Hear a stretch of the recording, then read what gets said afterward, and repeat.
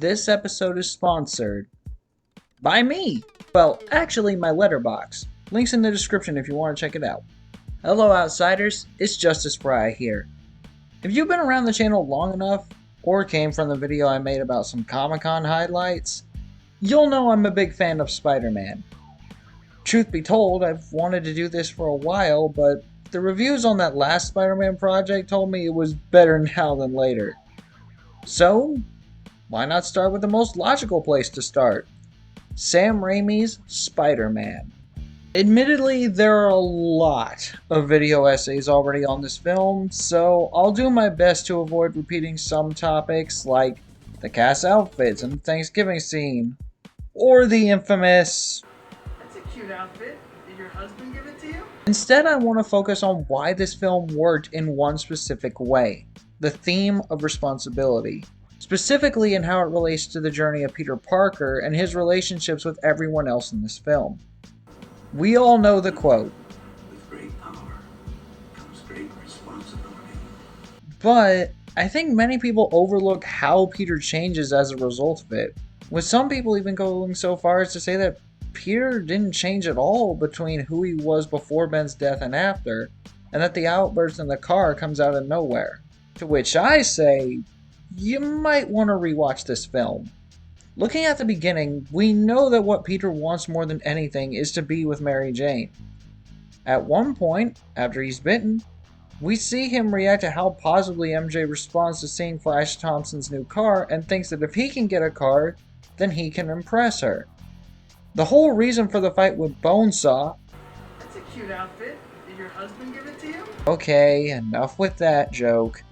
The reason Peter fights is a purely selfish one, with him using his powers for personal gain. Want another example? How about the fight with Flash that initiated part of the conversation with Uncle Ben? Yes, Peter didn't start that fight and was defending himself. But look at his face when he delivers that one blow to Flash Thompson. It could be argued that Peter wanted to give Flash a taste of his own medicine for all the bullying he's done so far. Granted, Peter does show some guilt about what he's done, but he's felt satisfied in the moment. Besides, from Flash's reaction here, it should be obvious that this fight was Peter's, and he could have just told Flash to back off before letting go of his arm. Of course, we all realize that Peter letting the crook go was irresponsible, but this moment, combined with Ben's subsequent death and Peter realizing it was his fault, is what allows him to internalize the lesson his uncle gave.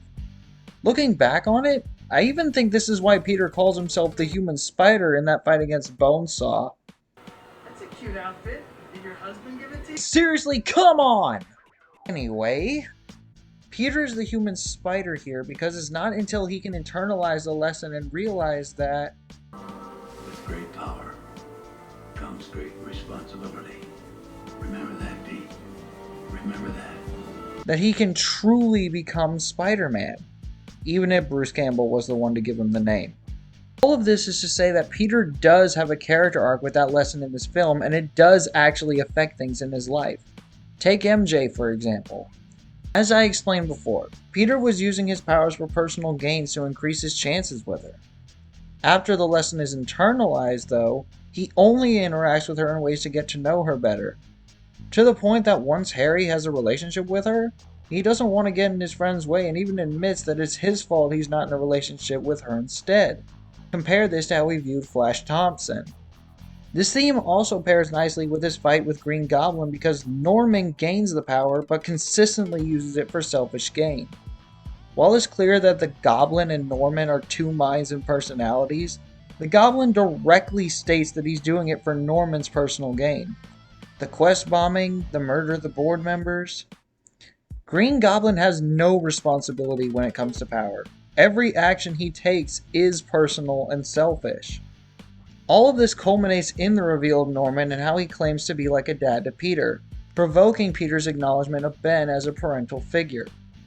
Now, I don't think anyone doubts Peter's devotion to the great responsibility lesson once he suits up, but the fact that he wears that suit once the lesson is learned shows that Spider-Man himself symbolizes that lesson.